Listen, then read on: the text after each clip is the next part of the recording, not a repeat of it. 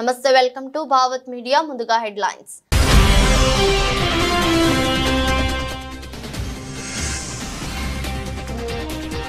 ఘనంగా మాజీ ప్రధాని రాజీవ్ గాంధీ జయంతి కార్యక్రమం. ఆయన విగ్రహానికి పూలమాల వేసి నివాళులర్పించిన సీఎం రేవంత్ రెడ్డి.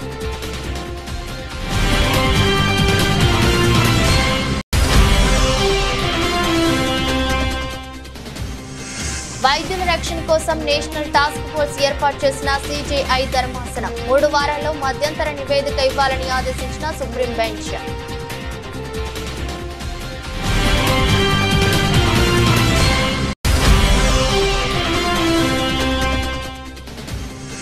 కాంగ్రెస్ ప్రభుత్వంపై ధ్వజమెత్తిన కేంద్ర మంత్రి బండి సంజయ్.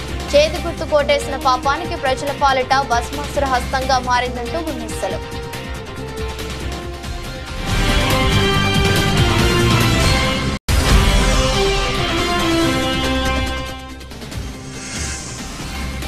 భావోద్వేగంతో కంటతడి పెట్టుకున్న అమెరికా అధ్యక్షుడు. పార్టీ సదస్సులో ట్రంప్పై విమర్శలు.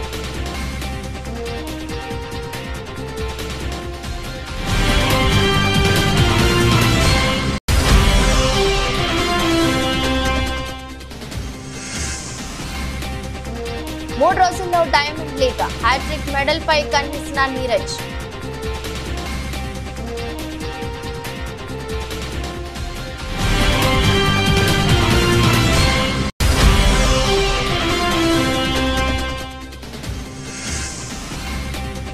అంతర్జాతీయ మార్కెట్లలో నిరాశజనక ట్రేడింగ్. కుదుపులకు లోనైన భారత స్టాక్ మార్కెట్ సూచీలు.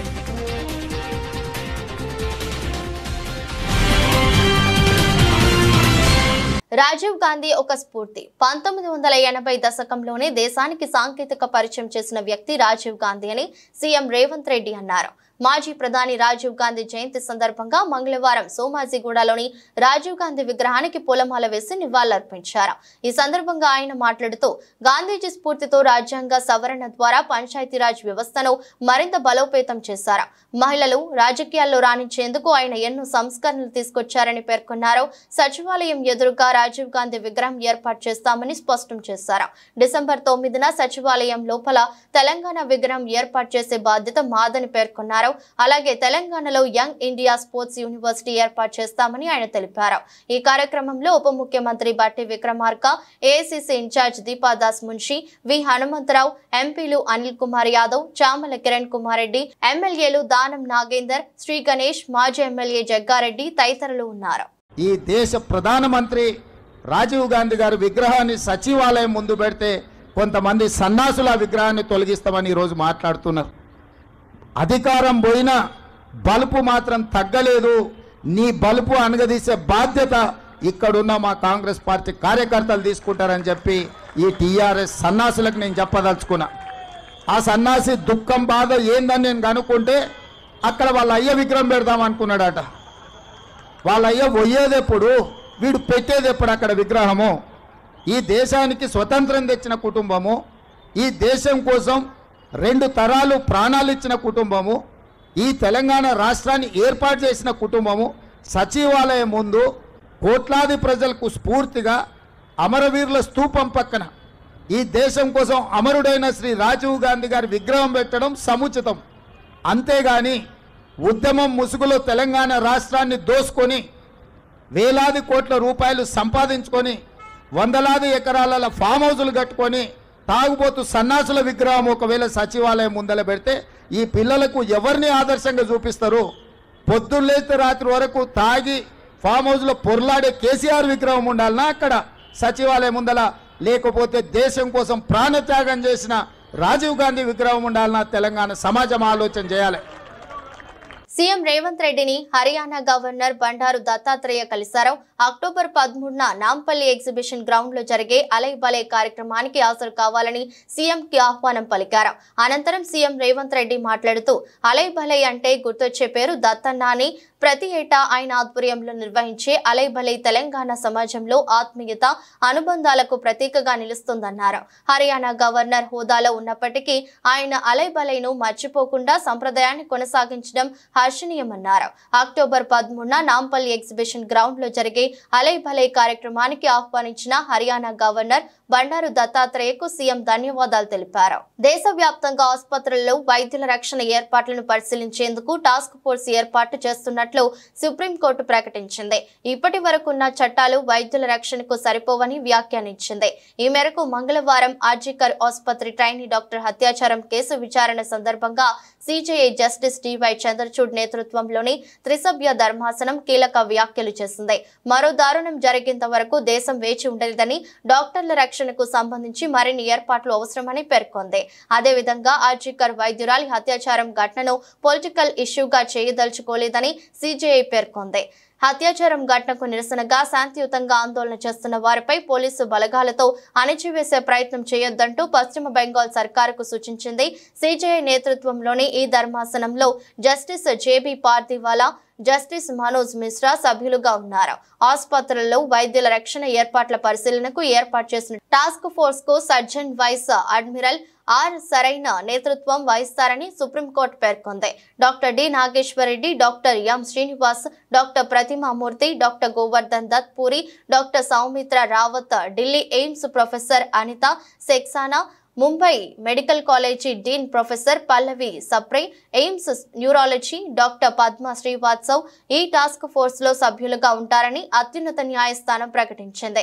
ఈ టాస్క్ ఫోర్స్ కు ఎక్స్ అఫీషియా మెంబర్లుగా కేంద్ర కేబినెట్ సెక్రటరీ, కేంద్ర హోంశాఖ కార్యదర్శి, కేంద్ర ఆరోగ్య శాఖ కార్యదర్శి, national medical commission chairperson, national board of examiners president ఉంటారని సుప్రీంకోర్టు వెల్లడించింది.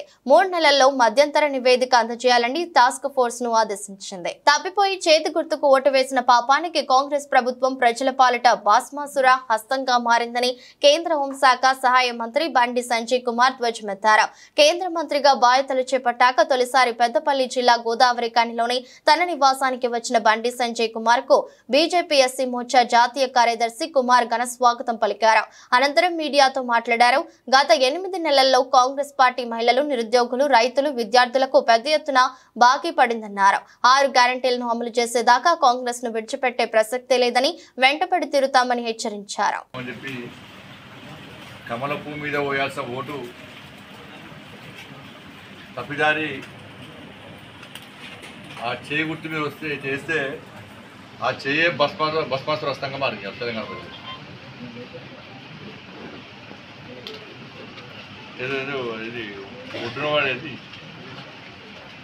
ఒడ్డుబడ్డ చేపలు లెక్క కొట్లాడుకుంటే ఇద్దరు కాంగ్రెస్ పార్టీ పరిస్థితి ఉండే ఒకటేసారి అధికారాన్ని రాగానే ఇప్పుడు దోసుకుంటూ స్టార్ట్ చేసేది. 6 గ్యారెంటీల విషయంలో చర్చనే లేదు. ఇక 6 గ్యారెంటీ విషయంలో అద్దాల మెడలో కూర్చొని రుణమాఫీ చేస్తామంటున్నారు.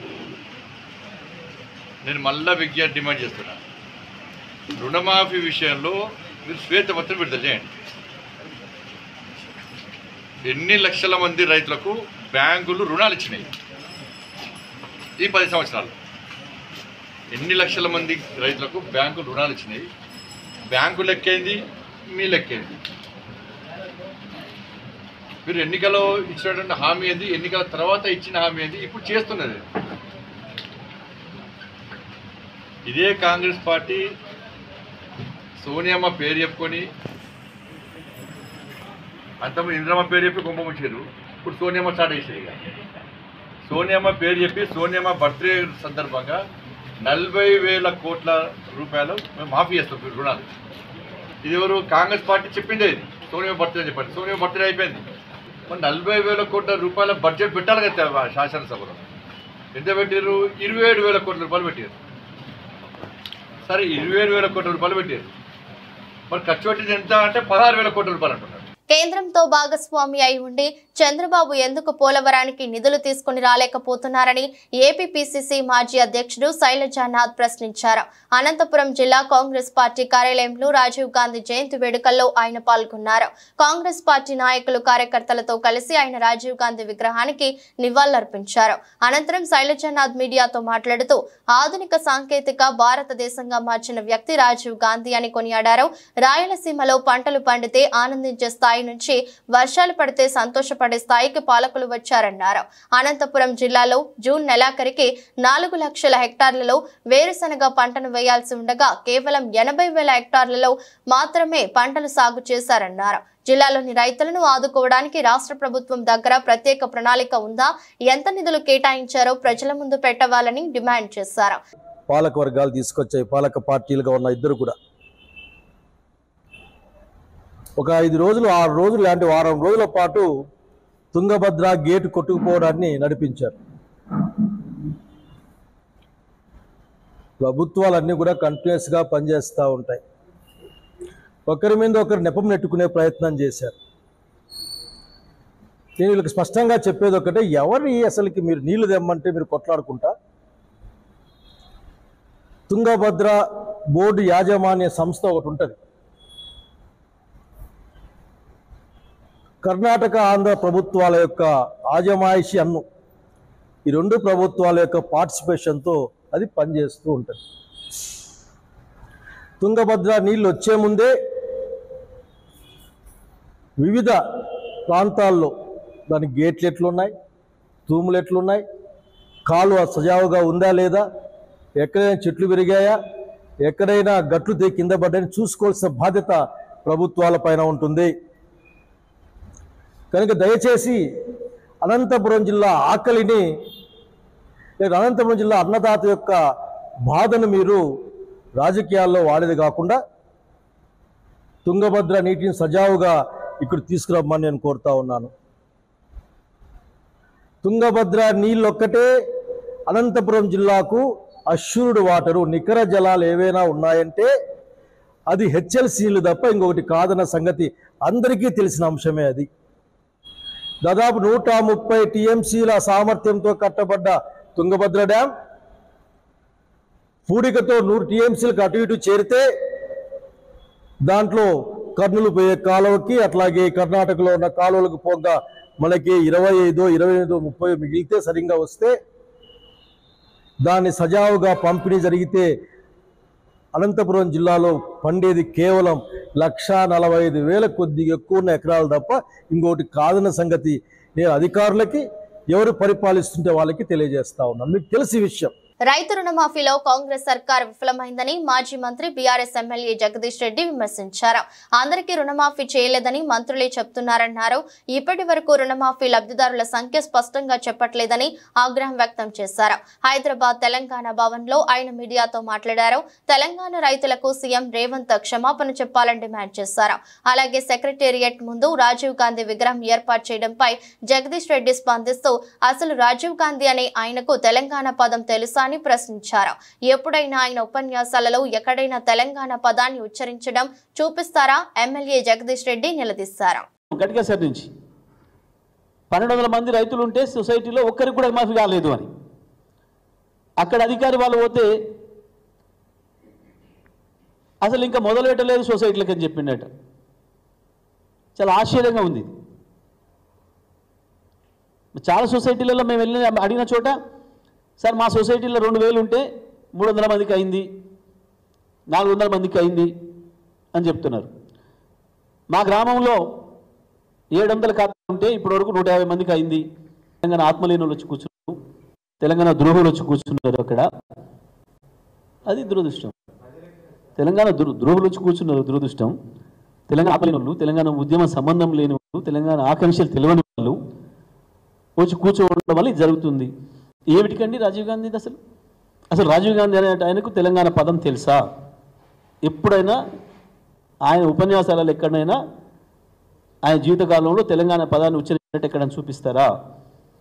తెలంగాణకు ఆయన ప్రత్యేకంగా ఏమైనా నిధి ఇచ్చిపోయింది ఏమంటే చూపిస్తారా? తెలంగాణకు ఆయన పీరియడ్లో ఏమైనా ఒక ప్రత్యేకమైన అభివృద్ధి కార్యక్రమమో ఇంకేమైనా పథకం ఇచ్చింది ఏమైనా చూపిస్తారా? ఎట్లా రిలేటెడ్ తెలంగాణకి? మేము రాజకీయ కక్ష సాధింపుల్లో ఉండకూడదు, గత ప్రభుత్వం ఏదో పెట్టుకొని అని చెప్పి దేని జోలి పోలే మేము. వాస్తవానికి ఆనాడే ఉద్యమకారులు కాసు బ్రహ్మానంద రెడ్డి గారి విగ్రహం పీకేస్తాము అని చెప్పేసి పోయినారు. పోతే కూడా కేసీఆర్ గారు కంట్రోల్ చేసి అట్లాంటి పిచ్చి పనులు మనం చేయొద్దు, మనం ఏదో వెంజెన్సీతో ఉన్నట్టు ఉండకూడదు, గతంలో పెట్టిండ్రు వాళ్ళు ఆ రోజులు ఉన్న వాటిని బట్ గౌరవిస్తాం మనం అని చెప్పి వదిలేసాం. చాలామంది ట్యాంక్ బండి మీద ఉన్న విగ్రహాలు కూడా కొడతాను పోయాను. ఇప్పుడు పదవులు పొందుతున్న పెద్ద ఉద్యమకారులే వాళ్ళు మాట్లాడాలి ఇప్పటిగా దీని మీద. నేను స్ట్రైట్గా చెప్తా ఉన్నా, స్పష్టంగా కోదండరాం తన అభిప్రాయం చెప్పాలి. హరగోపాల్ గారు నేను ఉత్తరం రాసినారు రాహుల్ గాంధీకి, అది కరెక్ట్ కాదు, తెలంగాణ తల్లిదే పెట్టండి అని చెప్పి. దాని మీద కోదండరాం కూడా చెప్పాలి ఏందో ఆయన అభిప్రాయం. అనకాపల్లి జిల్లా కోటవురట్ల మండలం కైలాసపట్నంలో జరిగిన ఫుడ్ పాయిజన్ సంబంధించి అనకాపల్లి జిల్లా ఎస్పీ దీపికా పటేల్ మీడియా సమావేశం నిర్వహించారు. ఈ సందర్భంగా ఎస్పీ దీపికా పటేల్ మాట్లాడుతూ ఫుడ్ పాయిజన్ కేసుకు సంబంధించి అనాథ శరణాలయాన్ని నడుపుతున్న పరిశుద్ధాత్మ అగ్నిస్తుతి ఆరాధన trust chairman Kiran Kumar arrest చేసి అతనిపై PNS 105 సెక్షన్ కింద కేసు నమోదు చేస్తామని అన్నారు. అనధికారికంగా నిర్వహిస్తున్న ట్రస్ట్ అనాథ శరణాలయాన్ని నడుపుతున్న మిగతా వారిని కూడా అరెస్టు చేస్తామని, ఫుడ్ పాయిజన్ కేసులో 86 పిల్లలు కలుషిత ఆహారం తినక 3 చిన్నారులు మృతి చెందారని, మరో 35 మంది హాస్పిటల్లో చికిత్స పొందుతున్నారని తెలిపారు. వీరిలో ఒక చిన్నారి పరిస్థితి విషమంగా ఉందని కూడా తెలిపారు. ట్రస్ట్ పెట్టి పాసా ట్రస్ట్ పరిశుద్ధత అగ్నిస్తుతి ఆరాధన సమితి అని ఒకటి పెట్టి ఆ ట్రస్ట్ కింద ఇది ఒక హాస్టల్ నడుపుతున్నారు. ఈ హాస్టల్లో మన ట్రైబల్ ఏరియాస్ నుంచి పిల్లల్ని తీసుకొచ్చి అక్కడ ఉండి వాళ్ళని స్కూల్స్కి పంపించేవాళ్ళు. ఇలాంటి 86 పిల్లలు మన ఈ హాస్టల్లో ఉండేవాళ్ళు. ఈ పిల్లలందరినీ కూడా ఇమీడియట్గా మనం ట్రేస్ చేసి వాళ్ళ ఫోన్ నెంబర్స్ ఐడెంటిఫై చేసి వాళ్ళ పేరెంట్స్కి ఫోన్ చేసి అందరినీ కూడా మెడికల్ ఫెసిలిటీస్కి తెస్తాం జరిగింది. ఇప్పుడు ఇట్లాంటి ఎఫర్ట్ చేసిన తర్వాత ఇప్పుడు ఈ టైంకి మనకి సుమారు 35 పిల్లలు ఇప్పుడు హాస్పిటల్లో ఉన్నారు. అందరికీ కూడా మంచి చికిత్స పొందుతుంది. అండ్ తర్వాత 3 పిల్లలు వి లాస్ట్ ట్రాజికలీ. 2 పిల్లలు చింతపల్లి మండలంలో, ఒక child from Koyyuru mandal have lost their life. ఇది జరిగింది ఎట్లా అంటే సాటర్డే ఈ పిల్లలందరికీ కూడా డొనేషన్లో ఇచ్చిన ఫుడ్ ఏదైతే మార్నింగ్ అరౌండ్ 9 o'clock కుక్ చేశారో ఆ ఫుడ్ ఆఫ్టర్నూన్ లంచ్ టైంకి మిగిలిపోయిన ఫుడ్ వాళ్ళకి డొనేషన్లో ఇచ్చారు. ఆ ఫుడ్ నుంచి ఆ పిల్లలకి రాత్రి డిన్నర్లో పెట్టారు. ఆ ఫుడ్లో కొంచెం డికే ఆర్ కంటామినేటెడ్ ఫుడ్ తినటం వల్ల ఈ పిల్లలకి ఫుడ్ పాయిజనింగ్ జరుగుతుంది అని మనం ప్రిలిమినరీగా అనుకుంటున్నాము. ఆ పిల్లలు నెక్స్ట్ డే మార్నింగ్కి వాళ్ళకి వామిటింగ్స్ అలాంటి ప్రాబ్లమ్స్ మొదలైనవి.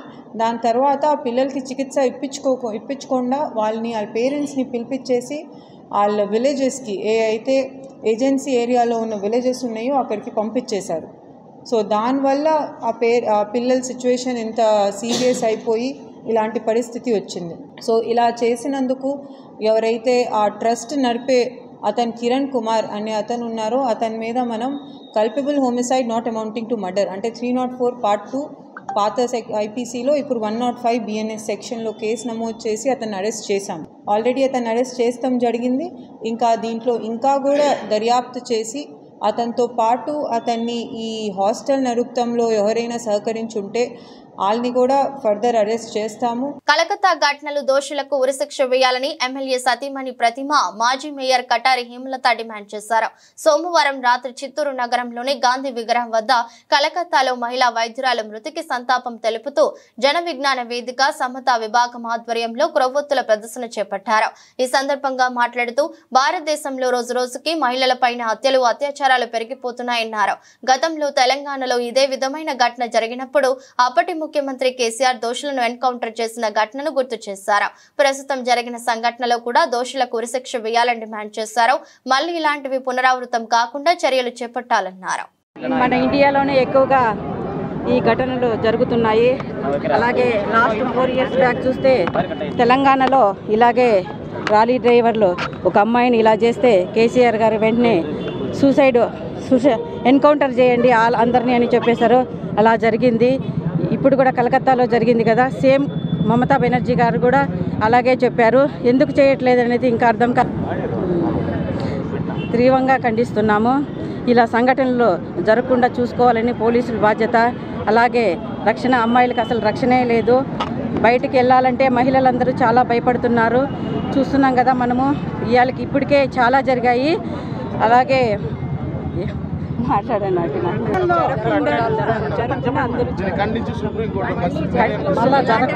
ఇలాంటివన్నీ జరగకుండా సుప్రీంకోర్టు ఖండించాలని కోరుకుంటున్నాను.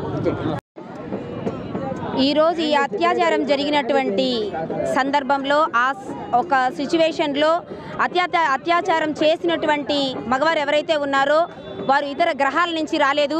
వాళ్ళేమీ ఏలియన్స్ కాదు. ఖచ్చితంగా సమాజంలో మన మధ్యలో పెరుగుతున్నటువంటి మగవారే. మనం పెంచే విధానంలో ఇటువంటి లోపాలు ఉండడం వలన కూడా వారికి ఇటువంటి ఆలోచనలు వస్తున్నాయి. దాన్ని మనం ఏ విధంగా ఖండించాలి అంటే, ఈరోజు జరిగినటువంటి ఒక్క అమ్మాయికి అత్యాచారం జరిగింది అనే కాకుండా ఈ ఒక ఆలోచన విధానం మారాలంటే ఖచ్చితంగా విద్యా వ్యవస్థలో మార్పు రావాలి, సోషల్ మీడియాలో మార్పు రావాలి. ఖచ్చితంగా యోగాసనాలు కానీ, లేదు స్పోర్ట్స్ కానీ, లేదు నృత్యము, పాటలు ఇలాంటివన్నీ కూడా మన విద్యా బోధనలో ఏర్పడినప్పుడు ఈ యొక్క సమస్యకి మూల కారణం కూకటి వేళ్ల నుంచి ఈ సమస్యను మనం పెకలించాలి అంటే, ఖచ్చితంగా దీనికి ఒక నివారణ మార్గం కావాలి అంటే అది విద్యా వ్యవస్థ నుంచే మొదలు కావాలని మన లోకేష్ బాబు గారిని కోరి ప్రార్థిస్తున్నాము. ఖచ్చితంగా ఈరోజు ఈ అమ్మాయి జరిగినటువంటి అత్యాచారంలో కూడా వారికి కఠినమైన శిక్ష పడాలి. ఇన్ని సంవత్సరాలైనా కూడా, ఇన్ని సంవత్సరాలుగా కూడా ఇదే విధంగా అన్ని అన్యాయాలు జరుగుతున్నాయి. కాబట్టి ఖచ్చితంగా ఈ అమ్మాయికి న్యాయం జరగాలని మనస్ఫూర్తిగా మహిళలందరం ఈరోజు నిరసన ప్రదర్శిస్తున్నాం. మాజీ ప్రధాని దివంగత రాజీవ్ గాంధీ జయంతి నేడు. ఈ సందర్భంగా ఆయనకు పలువురు నివాళులర్పిస్తున్నారు. కాంగ్రెస్ నేతలతో పాటు పలు పార్టీల నాయకులు ఢిల్లీలోని వీర్ భూమిలో రాజీవ్ కు అంజలి ఘటించారు. ఇక రాజీవ్ కుమారుడు రాహుల్ గాంధీ కూడా తన తండ్రికి నివాళులర్పించారు. మంగళవారం ఉదయం ఢిల్లీలోని వీర్ భూమి సందర్శించి రాజీవ్ ఘాట్ వద్ద నివాళులర్పించారు. పూలమాలలు వేసి అంజలి ఘటించారు. అదేవిధంగా తండ్రి జయంతి సందర్భంగా రాహుల్ ఎక్స్ వేదికగా ఓ పోస్టు పెట్టారు. దయగల వ్యక్తిత్వం, సహృదయత, సద్భావనకు ప్రతిరూపం. పాప, మీరు చెప్పిన పాఠాలే నాకు స్ఫూర్తి. భారతదేశం కోసం మీరు కన్న కలలు నా సొంతం. నేను వాటిని నెరవేరుస్తాను అంటూ ఎక్స్ లో రాసుకొచ్చారు. మరోవైపు ప్రధానమంత్రి నరేంద్ర మోదీ సైతం మాజీ ప్రధానికి నివాళులర్పించారు. ఈ మేరకు ఎక్స్ వేదికగా పోస్టు పెట్టారు. మాజీ ప్రధానమంత్రి రాజీవ్ గాంధీ జయంతి సందర్భంగా ఆయనకు నివాళులు అని పేర్కొన్నారు. కాంగ్రెస్ అధ్యక్షుడు Mallikarjuna Kharge, Congress parliamentary party chairperson Sonia Gandhi, Jayaram Ramesh సహా పలువురు నాయకులు రాజీవ్ గాంధీకి సోషల్ మీడియా ద్వారా నివాళులర్పించారు. ఢిల్లీ లిక్కర్ పాలసీ కేసులో జైలు పాలైన బీఆర్ఎస్ ఎమ్మెల్సీ కవితకు కోర్టులో మళ్లీ చుక్కెదురైంది. ఆమె దాఖలు చేసిన బెయిల్ పిటిషన్ ను సుప్రీంకోర్టు వాయిదా వేసింది. వచ్చే మంగళవారం విచారణ జరుపుతామని ప్రకటించింది. లిక్కర్ కేసులో బెయిల్ కోసం కవిత తొలుత హైకోర్టులో పిటిషన్ దాఖలు చేశారు. అయితే కోర్టు ఆమె పిటిషన్ ను తోసిపుచ్చింది. దీంతో ఆమె సుప్రీంకోర్టును ఆశ్రయించారు. పిటిషన్ ను విచారణకు స్వీకరించిన అత్యున్నత న్యాయస్థానం కౌంటర్ దాఖలు చేయాలంటూ సిబిఐ, ఈడీలను ఆదేశించింది. ఈ కేసులో సిబిఐ అధికారులు ఇప్పటికే కౌంటర్ దాఖలు చేశారు. ఎన్ఫోర్స్మెంట్ డైరెక్టరేట్ కి ఈ నెల 23 వరకు సుప్రీంకోర్టు గడువు ఇచ్చింది. ఈ నేపథ్యంలోనే కవిత బెయిల్ పిటిషన్ పై విచారణను ఈ నెల 27కు వాయిదా వేస్తున్నట్లు సుప్రీంకోర్టు పేర్కొంది. జంట నగరాల్లో కుండపోతగా కురుస్తున్న వర్షానికి హుస్సేన్ సాగర్ నిండుకుండలా మారింది. ఎగువ నుంచి భారీగా వరద వస్తుండటంతో నీటి నిల్వ ప్రమాదకర స్థాయికి చేరింది. దీంతో ట్యాంకు బండ్ గేట్లు ఎత్తి అధికారులు దిగువకు నీటిని విడుదల చేస్తున్నారు. ట్యాంకు బండ్కు 1850 క్యూసెక్కుల వరద వస్తుండటంతో 1600 క్యూసెక్కుల నీటిని విడుదల చేస్తున్నారు. లోతట్టు ప్రాంతాల ప్రజలు అప్రమత్తంగా ఉండాలని హెచ్చరించారు. ఇప్పటికే ఉద్యోగులకు సెలవులు రద్దు చేసిన జీహెచ్ఎంసీ కమిషనర్ అలర్ట్ గా ఉండాలని అధికారులను ఆదేశించారు. ఇలాంటి అవాంఛనీయ సంఘటనలు జరగకుండా చర్యలు తీసుకోవాలని సూచించారు. సోమవారం రాత్రి కురిసిన భారీ వర్షానికి సీటు రోడ్లు జలమయంగా మారాయి. మంగళవారం తెల్లవారుజాము నుంచి మళ్లీ వర్షం కురుస్తుండటంతో వరద నీరు హుస్సేన్ సాగర్ లోకి చేరుతుంది. దీంతో గంట గంటకు ట్యాంక్ బండ్లో నీటి మట్టం పెరుగుతోంది. నిన్న రాత్రి నుంచి కురిసిన భారీ వర్షానికి నగరం తడిసి ముద్దైంది. రోడ్లన్నీ జలమయమయ్యాయి. లోతట్టు ప్రాంతాలు నీట మునిగాయి. మ్యాన్ హోళ్లు, నాలాలు పొంగిపొర్లాయి. భారీ వర్షానికి ట్రాఫిక్ స్తంభించిపోయింది. రామ్నగర్ లో ఓ ద్విచక్ర వాహన వాహనదారుడు వరదలో కొట్టుకుపోయాడు. వరదలో కొట్టుకుపోయిన మరో కూలీ మృతి చెందాడు. కాగా నిన్నటి నుంచి కురుస్తున్న వర్షానికి ఎల్బీ స్టేడియం ప్రహారీ గోడ కూలిపోయింది. బషీర్బాగ్ సిసిఎస్ పాత కార్యాలయానికి ఆనుకుని ఉన్న గోడ కూలడంతో అక్కడే పార్కు చేసిన పోలీసు వాహనాలు ధ్వంసమయ్యాయి. గోడ కూలే సమయంలో ఎవరూ లేకపోవడం పెను ప్రమాదం తప్పింది. మరోవైపు జీహెచ్ఎంసీ పరిధిలోని విద్యా సంస్థలకు ప్రభుత్వం సెలవు ప్రకటించింది. భారీ వర్షం కారణంగా స్కూళ్లు, కాలేజీలకు సెలవు ప్రకటిస్తున్నట్లు హైదరాబాద్, రంగారెడ్డి జిల్లాల డీఈఓలు ఆదేశాలు జారీ చేశారు. కాగా పంజాగుట్టలోని అపార్ట్మెంట్ సుఖ్ నివాస్ అపార్ట్మెంట్ వద్ద పిడుగు పడింది. షెడ్డుపై పిడుగు పడి కారు ధ్వంసమైంది. దీంతో పాటు విద్యుత్ తీగలు తెగిపడ్డాయి. భారీ వర్షాల నేపథ్యంలో జీహెచ్ఎంసీ అధికారులు, సిబ్బంది అప్రమత్తమయ్యారు. ప్రజలు అవసరమైతేనే తప్ప బయటకు రాకూడదని హెచ్చరించారు. హైదరాబాద్ లో కురిసిన భారీ వర్షానికి ఇందిరానగర్ లో స్కూటర్ పై వెళ్తున్న యువకుడు కొట్టుకుపోయాడు. వర్షపు నీరు వేగంగా ప్రవహిస్తున్నప్పటికీ యువకుడు ముందుకు వెళ్లేందుకు ప్రయత్నించాడు. కొద్ది దూరం వెళ్లగానే స్కూటర్ అదుపు తప్పి కింద పడింది. వాహనంపై చిక్కుకుపోయిన అతడు అలాగే కొట్టుకుపోయాడు. అది గమనించిన ఇద్దరు కుర్రాళ్లు రక్షించేందుకు వెళ్లగా వారిలో ఒకరు కొట్టుకుపోయారు. 2-3 రోజులుగా కురుస్తున్న భారీ వర్షాలతో హైదరాబాద్ అస్తవ్యస్తమైంది. ప్రధాన రహదారులు కూడా చెరువులను తలపిస్తుండగా లోతట్టు ప్రాంతాలు పూర్తిగా జలమయమయ్యాయి. హైదరాబాద్ సహా రాష్ట్రంలో మరికొన్ని రోజులు భారీ వర్షాలు కురిసే అవకాశం ఉందని వాతావరణ శాఖ హెచ్చరికలు జారీ చేసింది. ఈ నేపథ్యంలో నేడు జీహెచ్ఎంసీ పరిధిలో విద్యా సంస్థలకు సెలవులు ప్రకటించారు. అమెరికా అధ్యక్షుడు జో బైడెన్ తీవ్ర భావోద్వేగానికి గురయ్యారు. వివరాల్లోకి వెళ్తే షికాగోలో జరిగిన డెమోక్రటిక్ పార్టీ జాతీయ సదస్సులో ఆయన ప్రసంగించారు. బైడెన్ వేదికపైకి రాగానే ఆయన కూతురు యాష్లీ బైడెన్ మాట్లాడుతూ తన తండ్రి ఆడపిల్లల పక్షపాతి అని చెప్పారు. మహిళలకు ఆయన పిలుపునివ్వడం, వారిని నమ్మడం తాను చూశానని తెలిపారు. ఈ వ్యాఖ్యలతో తీవ్ర భావోద్వేగానికి గురైన బైడెన్ కంటతడి పెట్టుకున్నారు. వెంటనే పక్కకు తిరిగి కన్నీటిని తుడుచుకున్నారు. ఆ తర్వాత అక్కడున్న వారిని ఉద్దేశించి ప్రసంగిస్తూ అమెరికా ఐ లవ్ యూ అంటూ ప్రసంగాన్ని ప్రారంభించారు. అమెరికా రాజకీయాల్లో హింసకు తావులేదని, ప్రజాస్వామ్యాన్ని కాపాడాల్సిన బాధ్యత అందరిపై ఉందని బైడెన్ అన్నారు. అమెరికా గౌరవం చాలా ముఖ్యమని చెప్పారు. ట్రంప్ ప్రభుత్వంలో ఎలాంటి అభివృద్ధి జరగలేదని, మంచి మౌలిక వస్తువులు లేకపోతే అత్యుత్తమ ఆర్థిక వ్యవస్థగా ఎలా ఎదుగుతామని ప్రశ్నించారు. ఒలింపిక్స్ తర్వాత నీరజ్ చోప్రా తొలి టోర్నీలో బరిలోకి దిగుతున్నారు.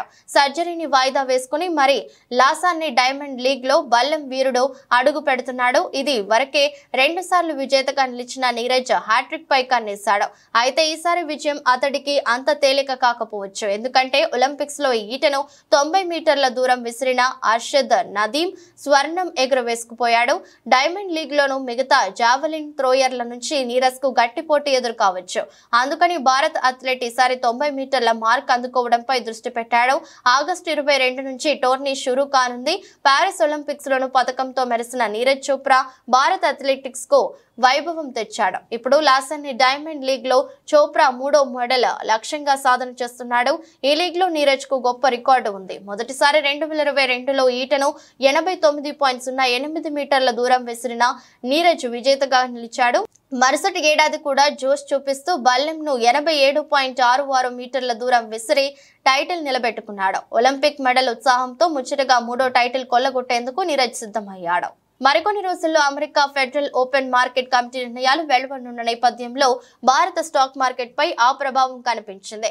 మరోవైపు అంతర్జాతీయ మార్కెట్లు కూడా నిరాశజనకంగా ట్రేడింగ్ జరిపాయి. ఈ నేపథ్యంలో భారత్ స్టాక్ మార్కెట్ సూచీలు సెన్సెక్స్, నిఫ్టీ ఫ్లాట్ గా ముగిశాయి.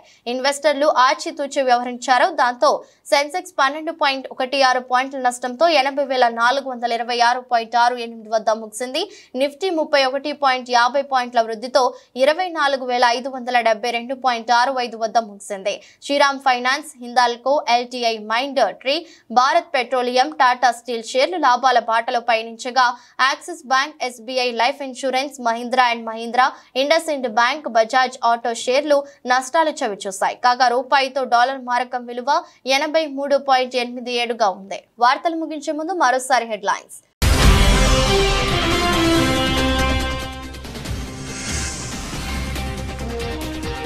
ఘనంగా మాజీ ప్రధాని రాజీవ్ గాంధీ జయంతి కార్యక్రమం. ఆయన విగ్రహానికి పూలమాల వేసి నివాళులర్పించిన సీఎం రేవంత్ రెడ్డి.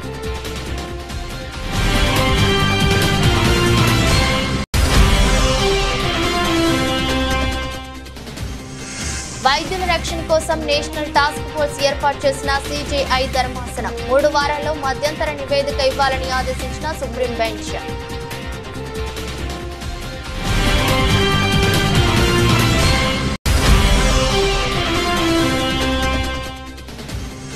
కాంగ్రెస్ ప్రభుత్వంపై ధ్వజమెత్తిన కేంద్ర మంత్రి బండి సంజయ్. చేతి గుర్తు కోటేసిన పాపానికి ప్రజల పాలిట భస్మాసుర హస్తంగా మారిందంటూ విమర్శలు.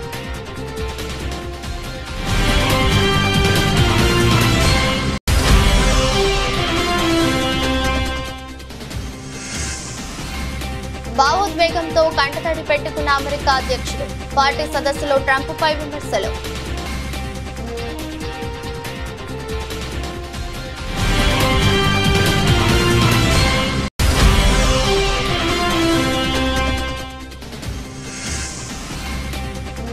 మూడు రోజుల్లో డైమండ్ లీగ్ హ్యాట్రిక్ మెడల్ పై కన్నేసిన నీరజ్.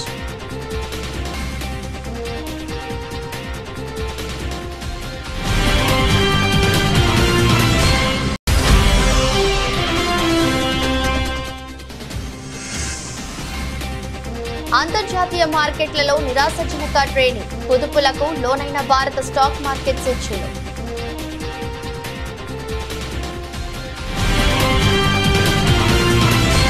ఇది రోజు బులెటిన్. మరో బులెటిన్లో మళ్ళీ కలుద్దాం. అంతవరకు సెలవు. నమస్కారం.